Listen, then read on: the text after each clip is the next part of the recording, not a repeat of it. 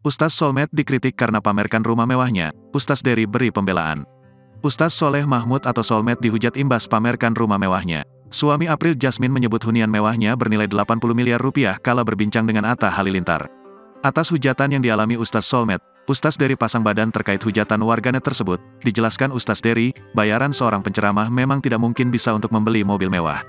Namun seharusnya, netizen tidak boleh berprasangka buruk atas rumah mewah yang dimiliki Ustaz Solmed dan keluarga. Menurut dia, sang ustaz memiliki pendapatan yang lain sehingga impiannya memiliki hunian mewah bisa terwujud. Kalau dari amplop jamaah nggak mungkin bisa beli mobil mewah, paling cuma bensin, jelas Ustaz Dery. Lantas Ustaz Dery menyindir warganet, menyebut tak selamanya seorang pendakwah harus selalu memiliki kehidupan yang miskin. Jadi netizen itu kadang julidnya parah saat ustaz kaya. Menurut mereka, ustaz harusnya miskin, menderita, kumuh, lusuh, terangnya lagi. Lantas ia membandingkan kekayaan Ustaz Solmed dengan tokoh Nabi terdahulu. Sekaya-kayanya Ustaz Solmed nggak ada apa-apanya dengan Nabi Sulaiman, kata dia.